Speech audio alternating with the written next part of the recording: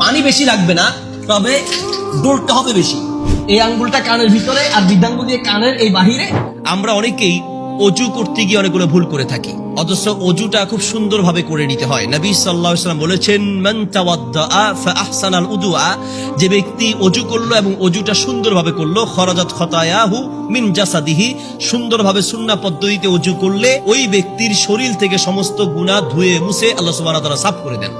এই জন্য আমাদের উচিত যে অজুটা যেন সুন্দরভাবে হয়। আর অজুটা সুন্দরভাবে হওয়ার জন্য আমরা এখানে চেষ্টা করছি, যদি এখানে পরিপূর্ণ শেখানো সম্ভব নাও হয়, আপনারা চেষ্টা করবেন আলেমদের কাছে গিয়ে সরাসরি শিখাতে, এবং আপনি অজু করে দেখাবেন। আমরা চেষ্টা করছি আপনাদের কিছু ভুল তুলে ধরার জন্য ইনশাআল্লাহ, অজুতে আমরা কি কি ধরনের ভুলগুলো করি এবং সঠিকভাবে কিভাবে অজু করা দরকার। প্রথমত, আমরা অজুর শুরুতে বিভিন্ন অজুখানায় লেখা থাকে বিভিন্ন দোয়া, নিয়ত ইত্যাদি লেখা থাকে। মূলত অজু করার শুরুতে বিসমিল্লাহ বলতে হয়। নবী সাল্লাল্লাহু আলাইহি ওয়াসাল্লাম বলেছেন, লা উদু লিমান লাম ইউজকার ইসমুল্লাহি আলাইহি, যে ব্যক্তি অজু করার শুরুতে বিসমিল্লাহ বলল না, তার অজু পরিপূর্ণ হলো না। আমরা অনেক সময় দেখি অজুখানায় বসে একজন আরেকজনের সাথে বিভিন্ন গল্প করে। দুই বেয়াই একসাথে বসে, বেয়াই আছেন কেমন, খাইছেননি ভাত, আসেননি ভালো, ভাবি কেমন আছে, বেআইন কেমন আছে ইত্যাদি বিভিন্ন গল্প গুজব করি। তাহলে মূলত অজু শুরু হবে কি দিয়ে? বিসমিল্লাহ বলে। অজু শুরু হবে বিসমিল্লাহ বলে। বিসমিল্লাহ বলে অজু শুরু করার পরে আপনার প্রথম কাজ হচ্ছে আপনি হাত ধুবেন। আর হাত ধোয়ার ক্ষেত্রে ডান হাত, যে কোনো ক্ষেত্রে ইন্নান নবী সাল্লাল্লাহু আলাইহি ওয়াসাল্লাম ইউহিব্বুত তায়াম্মুন, তিনি ডানকে ভালোবাসতেন। তাহলে প্রত্যেকটা ভালো কাজ শুরু হবে ডান দিক থেকে। তাহলে আমরা ডান হাত দিয়ে বাম হাত, বাম হাত দিয়ে ডান হাত প্রথমে ধুইব। দাও, এই যে দুই হাতের আমরা কবজি পর্যন্ত 3 বার করে ধুবো। হাত ধোয়ার সময় 3 বার ধুবো, ঠিক আছে? 3 বার। এবং হাতের আঙ্গুলের মাঝে আঙ্গুল ঢুকিয়ে খিলাল করা, এটা আমরা অনেকে আমলটা করি না। নবী সাল্লাল্লাহু আলাইহি ওয়াসাল্লাম বলেছেন, ফাখাল্লিল বাইনা আসাবিয়া রিজলাইকা ওয়া ইয়াদাইকা, তোমরা হাত ধোয়ার সময় হাতের আঙ্গুল এবং পা ধোয়ার সময় পায়ের আঙ্গুল খিলাল করো। খিলাল করার ক্ষেত্রে আপনি এভাবে প্রত্যেকটা আঙ্গুলের মাঝে খিলাল করতে পারেন, অথবা এক হাতের আঙ্গুল আর এক হাতের আঙ্গুলের মাঝে ঢুকিয়ে এইভাবে আপনি খিলাল করতে পারেন। তাহলে প্রথম কাজ হচ্ছে 2 হাতের কবজি পর্যন্ত ধোয়া। দ্বিতীয় কাজ হচ্ছে কুলি করা। এই যে কুলি করার ক্ষেত্রে 2টি নিয়ম। একটা হচ্ছে কুলির সাথে নাকে পানি দেওয়া, এক কোষ পানি নিয়ে সেটা দিয়ে কুলি করা এবং নাকে পানি দেওয়া। সহিহ বুখারীতে এভাবে রওয়ায়াত আছে। আবার আলাদা আলাদা শুধুমাত্র কুলি করা এবং শুধুমাত্র আলাদা ভাবে নাকে পানি দেওয়া, দুইটাই রওয়ায়াত আছে। আমি প্রথমে এক কোষ দিয়ে কিভাবে কুলি এবং নাকে পানি দেওয়া হয় সেই সিস্টেমটা দেখাচ্ছি। এই যে এক কোষ পানি নিলাম, কুলি,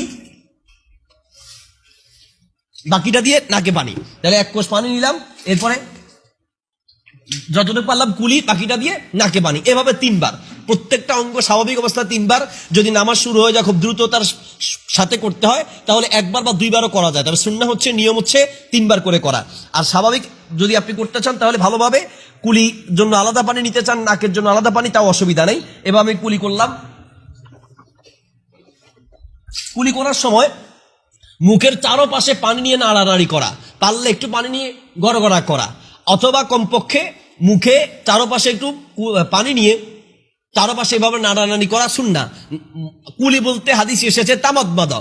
তামাদমাদা মানে হলো ইদখালুল মাই ফিল ফামি ফাতাহরিকুহু সুম্মা ইনজালুহু, মুখের ভিতরে পানি ঢুকিয়ে সেই পানি চারপাশে নাড়িয়ে পানি ফেলে দেওয়া, এটার নাম হচ্ছে কি? কুলি। আর আমরা যেটা করি খালি মুখে পানি দেই, ফুস করে ফেলে দেই। কুলি করলাম, ফুস, কুলি করে ফুস করলাম, এটা তো কুলি হয় না, ফুস হয়েছে। এই জন্য কুলিটা সুন্নাহ পদ্ধতিতে করতে হবে। কুলি করার সময় একটা গুরুত্বপূর্ণ আমল হচ্ছে মিসওয়াক করা। মিসওয়াক করা নবী সাল্লাল্লাহু আলাইহি ওয়াসাল্লামের জীবনের শেষ আমল ছিল। আল্লাহর নবী সাল্লাল্লাহু আলাইহি ওয়াসাল্লাম জীবনের শেষ মুহূর্তেও আয়েশা রাদিয়াল্লাহু তাআলাকে বললেন যে মেসওয়াক নিয়ে আসো। মেসওয়াক দিয়েছেন, মেসওয়াক শক্ত করতে পারছেন না। পরে আল্লাহর নবী সাল্লাল্লাহু আলাইহি ওয়াসাল্লামকে বললেন, আল্লাহর নবী সাল্লাল্লাহু আলাইহি ওয়াসাল্লাম আয়েশা রাদিয়াল্লাহু তাআলাকে বললেন যে মেসওয়াক চিবিয়ে নরম করে দাও। আয়েশা রাদিয়াল্লাহু তাআলা আনহা মেসওয়াক চিবিয়ে নরম করে দিলেন। তখন রাসূল সাল্লাল্লাহু আলাইহি ওয়াসাল্লাম মেসওয়াক করলেন। জীবনের শেষ মুহূর্তেও মেসওয়াক করেছেন। অত্যন্ত গুরুত্বপূর্ণ একটি আমল। সালাতের আগে মেসওয়াক আছে, ওযুর সময় মেসওয়াক আছে, এরপরে ঘরে ঢুকলে মেসওয়াক, রাতে ঘুমানোর আগে মেসওয়াক, ভালো যে কোনো কাজে কোথাও যাওয়ার আগে মেসওয়াক। মেসওয়াক অত্যন্ত গুরুত্বপূর্ণ একটি আমল। সম্ভব হলে এভাবে কাঠের মেসওয়াক নিবেন, গাছের মেসওয়াক। যদি এটা না পান, না থাকে, তাহলে কমপক্ষে আঙ্গুল দিয়ে হলে মেসওয়াক করা উচিত, অথবা ব্রাশ দিয়ে হলেও মেসওয়াকের এই কাজটি করা উচিত। তবে যদি সম্ভব হয় তাহলে গাছের মেসওয়াক রাখা উচিত। কোন সাহাবী এমন বর্ণনা পাওয়া যায় যে কানের গোড়ায় তিনি মেসওয়াক রেখে দিতেন, যাতে করে আমরা কাঠমিস্ত্রিদেরকে ছোটবেলায় দেখেছি কানের গোড়ায় পেন্সিল রেখে দিতেন, কাঠ পেন্সিল। তো এইরকম এক সাহাবীর হয়তো পাওয়া যায় এরকম যে তিনি কানের গোড়ায় মেসওয়াক রেখে দিতেন, যাতে মেসওয়াকের আমল ভুলে না যায়। তাহলে কুলি করার সময় একটা গুরুত্বপূর্ণ আমল মেসওয়াক করা। মেসওয়াক নিয়ে অনেক বিভ্রান্ত কথা আছে। মেসওয়াক কনিষ্ঠ আঙ্গুলের সমান হইতে হবে, মেসওয়াক দাঁড়িয়ে করা যাবে না, মেসওয়াক 1 বিঘাত হতে হবে, এগুলো কোনোটাই হাদিস দ্বারা প্রমাণিত নয়। মেসওয়াক করার জন্য আপনার দাঁতে যতটুকু হয়, যতটুকু মোটা দরকার, যতটুকু চিকন দরকার, আপনার ইচ্ছা মতো আপনি মেসওয়াক করতে পারেন, কোনো সমস্যা নেই। তাহলে কুলির ক্ষেত্রে মেসওয়াক করা অত্যন্ত গুরুত্বপূর্ণ একটি আমল। 3 বার আপনি কুলি করবেন।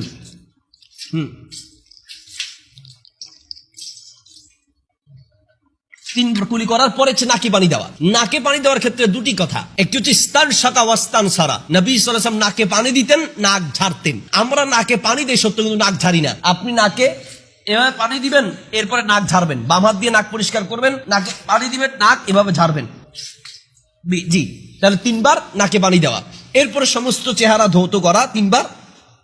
চেহারা ধোয়ার সীমানা হচ্ছে মাথার কপালের চুল থেকে শুরু করে থুতনির নিচ পর্যন্ত, আর এক কানের লতি থেকে আর এক কানের লতি পর্যন্ত। ঠিক আছে?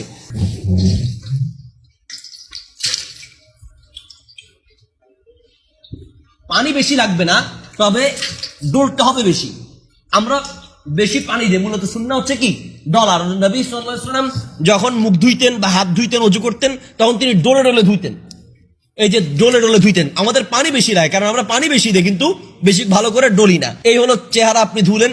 এরপরে দাড়ি যদি ঘন হয় তাহলে দাড়ির মধ্যে এইভাবে একটু এক কোষ পানি দিয়ে দিলেন, আর যদি হালকা হয় তাহলে দাড়িতে এইভাবে আপনি পানি দিয়ে ব্যাস খিলাল করলেন, এটাকে খিলাল বলে। আর যদি ঘন হয় তাহলে এক কোষ পানি দিয়ে দিবেন। এই হলো চেহারা ধোয়া। এরপরে আমরা হাত ধুবো। হাত ধুতে গিয়ে আমাদের অনেকেরই এই জায়গাটা শুকনো থেকে যায়, এটা খুব খেয়াল রাখতে হবে।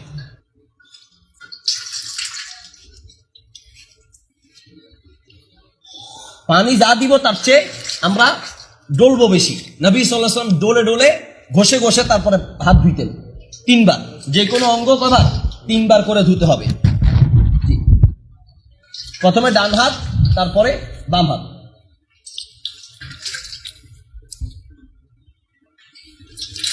এইভাবে চারোপাশ ভালো করে কনুই সহ ধুইতে হবে। কনুই সহ, কনুই পর্যন্ত নয়, সতর্কতার জন্য কনুই সহই ধোয়া সুন্নাহ। এই গেল হাত ধোয়া। এরপরে যেটা আমরা সবচেয়ে বেশি ভুল করি, মাথা মাসে করতে গিয়ে। মাথা মাসে করার নিয়মটা আমরা অনেকেই জানি না। মাথা মাসে করার জন্য আপনি পানি নিয়ে এইভাবে মাথার সামনের দিক থেকে শুরু হবে, সামনের দিক থেকে আপনি পিছনে যাবেন, পিছন দিক থেকে আবার সামনের দিকে আসবেন। আমি আবার দেখাচ্ছি, এইভাবে পানি নিয়ে আপনি সামনের দিক থেকে পিছন দিকে যাবেন, পিছন দিক থেকে আবার সামনের দিকে আসবেন। তাহলে শুরু হবে সামনে থেকে পিছনে, পিছন থেকে সামনে একবার। এরপরে আপনার এই আঙ্গুল, এই দুই আঙ্গুল আপনি কানের মধ্যে ঢুকাবেন। কানের যেই নেটওয়ার্ক আছে কয়েলের মতো, জিলাপির প্যাচের মতো, এই প্যাচে প্যাচে আপনি এই আঙ্গুল ঢুকাবেন। আর বৃদ্ধাঙ্গুল দিয়ে কানের বাহিরে, এই আঙ্গুলটা কানের ভিতরে, আর বৃদ্ধাঙ্গুল দিয়ে কানের এই বাহিরে আপনি মুছে ফেলবেন, মাসে করবেন। তাহলে মাথা মাসে পড়ছে, কান মাসে করা। এরপরে আমরা আরেকটা ভুল করি, পা ধৌত করা। ঠিক আছে? হাতে পায়ের আঙ্গুলগুলো এই যে কনিষ্ঠ আঙ্গুল দিয়ে অথবা পা সবগুলো আঙ্গুল দিয়ে মাঝখানের ভিতরে আঙ্গুলের ফাঁকে আঙ্গুল ঢুকিয়ে এইভাবে খিলাল করা। নবী সাল্লাল্লাহু আলাইহি ওয়াসাল্লাম বলেছেন, ফাখল্লিল বাইনা আসাবি রিজলাইকা, তোমরা পায়ের আঙ্গুলের মাঝে মাঝে খিলাল করো। আপনি পুরোটা ধুয়ে এরপরে আঙ্গুলের মাঝে মাঝে এইভাবে খিলাল করে দিবেন। এটা আমরা, এই আমলটা আমরা অনেকেই করি না। প্রত্যেকটা পায়ের আঙ্গুল এইভাবে বাম হাত দিয়ে আপনি খিলাল করে দিবেন। ও ধোয়ার পাশাপাশি ধোয়ার সময় অবশ্যই এই দিকটা খুব লক্ষ্য রাখতে হবে। আমাদের অনেকেরই এই দিকটা শুকনো থেকে যায়। নবী সাল্লাল্লাহু আলাইহি ওয়াসাল্লাম এই জন্য বদদোয়া করেছেন, ধমক দিয়েছেন। আল্লাহ সুবহানাহু ওয়া তাআলা আমাদের সবাইকে অজুগুলো যেন যেভাবে অজু করলে আল্লাহ খুশি হবেন, যেভাবে অজু করলে গুনাহ থেকে মাপ পাওয়া যাবে, সেভাবে সুন্নাহ পদ্ধতিতে অজু করার তৌফিক দান করুন। আমরা আজকে আপনাদেরকে অজু এবং নামাজের কিছু প্র্যাকটিক্যাল আমল দেখিয়েছি। আল্লাহ তৌফিক দিলে আরো বিভিন্ন ভাবে আমরা একজন মুর্দাকে কিভাবে কাফন দিতে হয়, কিভাবে দাফন করাইতে হয়, কিভাবে তাকে কাফনের কাপড় পরাইতে হয়, কিভাবে কাফনের কাপড় কাটতে হয়, এগুলো আমরা প্র্যাকটিক্যাল ইনশাআল্লাহ দেখাবো। আল্লাহ সুবহানাহু ওয়া তাআলা আমাদের সবাইকে তৌফিক দান করুন। আমিন।